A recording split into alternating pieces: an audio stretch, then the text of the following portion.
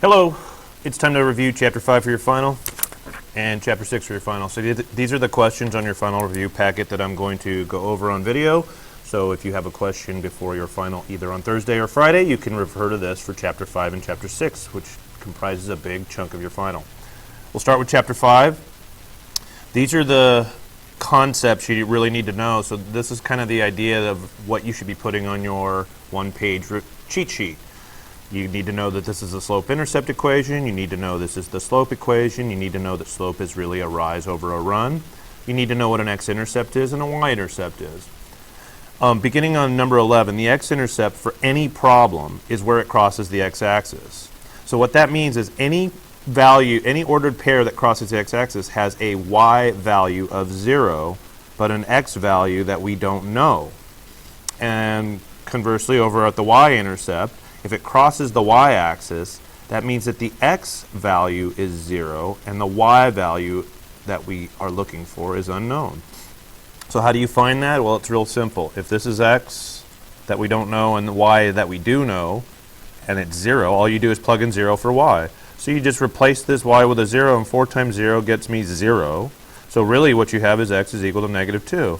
So in this case, my x-intercept would be negative 2, 0.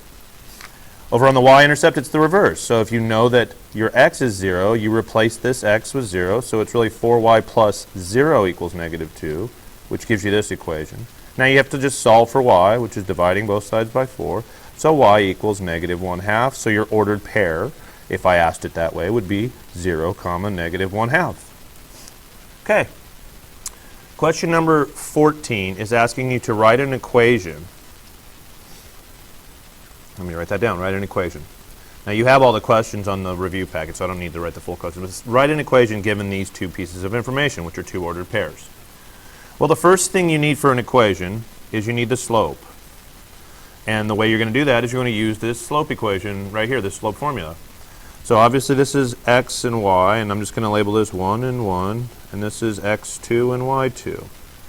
And all you do is plug them into this formula right here. So step 1, I'm going to calculate the slope. I'm going to put everything in parentheses so I don't lose negative signs, like I've told you to do 100 times.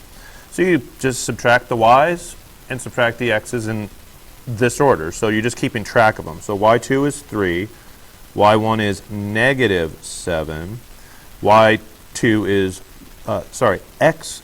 is 1, and x1 is negative 1, and then simplify. 3 minus 7 is 3 plus 7, which is 10. And 1 minus 1 is 1 plus 1, which is 2, which gives us a slope of 10 over 2, which is 5. Okay, now once you have the slope, you're also then going to have to find the y-intercept. So you need to find b. And b can be found by plugging stuff into the slope-intercept equation. You know what m is, and you have two choices for x and y, so you can use either ordered pair to plug in y, m, and x, and then you're looking for the missing value b. So I'll just choose the one that has the easier numbers. To me, the positive ones are easier. So all I do is I plug in x, y, and m. So instead of y, I write 3 equals, my slope that I just calculated was 5. My x value is, using this ordered pair, 1 plus b, which we're looking for. So 3 equals 5 times 1 plus b, so it's 3 equals 5 plus b. And if I subtract 5 from both sides, I'll move it up here, you get b equals negative 2. Now you got m and b, respectively, so you just write an equation back in slope-intercept form. You replace m with what you found and b with what you found. So your answer is y equals 5x minus 2. Done. That's the equation of the line. Number 16 and 17, they're asking you to graph these. So what I'm going to do is just show you how to graph them. Let's start with number 17 because it's already in slope-intercept form. So quickly, just to review, this is the slope, this is the y-intercept. So you would begin your graph at 3, and then you would rise negative 1 and run positive 2. That's this part right here. And I actually have that up on my graphing calculator app here. If I can make this sized so you guys can see it. Okay, so you see that I have this equation is if I make that a negative, the same as the equation we have. Sorry, so this is number 17 where I put negative 1/2 as the slope, x plus 3, and if I just click graph, you'll see that's what your graph's supposed to look like. Now I'm going to X that out, and then for number 16, if I go back to here, I have just isolated y by adding 2x and divided everything by 3, so I have y equals 2/3 x plus 2. There's my slope, there's my y-intercept. You should begin at 2 and rise 2 and run 3. And if I have that same value right here, 2/3 x plus 2, you should see when I graph it that it begins at 2 and rises 2 and runs 3. Okay? So that's 16 and 17. Now, let me go back to number 20. 20 has to write an equation of a line. You're given an ordered pair, which is an x and a y, and you're saying that it's parallel to this equation here. Well, going back to number 14 here, to write an equation, you need two things. You need the slope and you need the y-intercept. Well, I don't have a slope, but if I know it's parallel to this equation is really y equals 2x plus 4. Isn't that the slope? And we know that parallel lines have slopes that are the same. So if I know that m is equal to 2, and this is x and y, it's the exact same process that I did right here. I'm going to plug in y, x, and m into the slope-intercept equation. So instead of y equals mx plus b, I will write 1 equals, my slope is 2, my x is 3, plus the b that I don't know yet. Simplify, you get 1 equals 2 times 3 is 6 plus b, subtract 6, you get b equals negative 5. You got your m, you got your b. So if the parallel slope is 2, and now you know your new y-intercept, your answer is y equals 2x minus 5, which obviously is parallel to this, but it's a different line because it has a different y-intercept. Okay, chapter 6, quickly. They give two equations you're going to solve. Now this one's set up for substitution because you have one of the variables isolated. Substitution means you substitute the value of that variable into the other equation. So if y is equal to this expression of x minus 1, you just replace y with x minus 1. So x stays x, plus what the y is replaced with, which is x minus 1 equals 3. And then just solve that simple equation. X plus x is 2x, minus 1 equals 3, 2x equals 4, so x equals 2. But that's only half your answer. And the way you get your other half is to plug that x value into, well, this. So what is x? 2, and 2 minus 1 is equal to y. So 2 minus 1 is 1, so y is 1. Elimination. That's set up when we're in standard form here. When the x's are lined up, the y's are lined up, and the constants are lined up. And elimination means if I was to draw a line and add these two equations, one of them would cancel.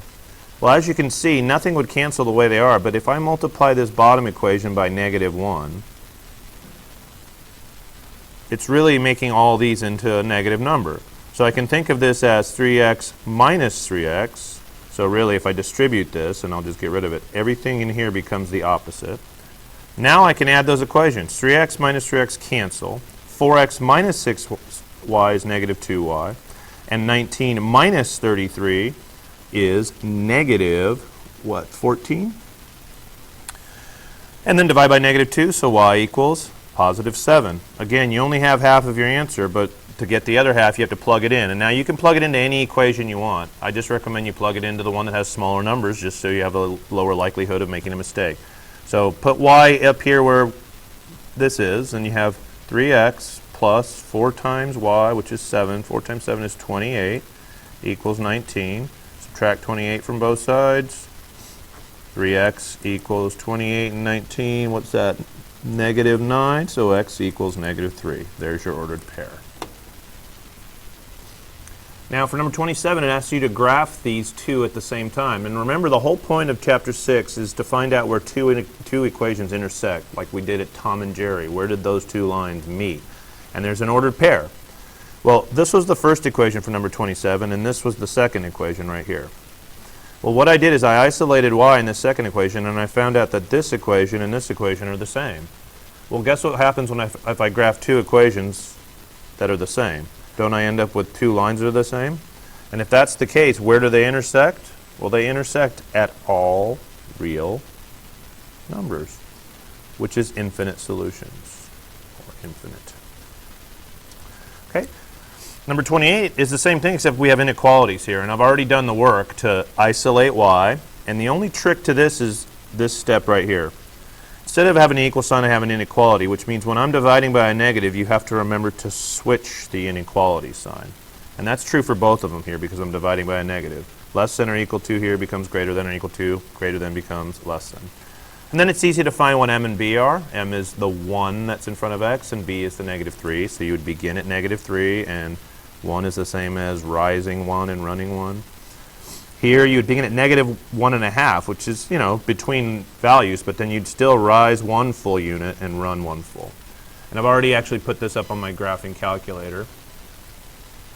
This is the first one, x minus 3. This is the second, is 1/2 x minus 1.5. And you see I have the inequalities the way they are. And if I just go ahead and click graph, you see the two lines, well, they actually intersect at that ordered pair, but since it's an inequality, the answer is actually this double overlapped region right here. Okay, that's chapter 6 and chapter 7 really fast. Sorry, chapter 5 and chapter 6 really fast. Word problems to follow.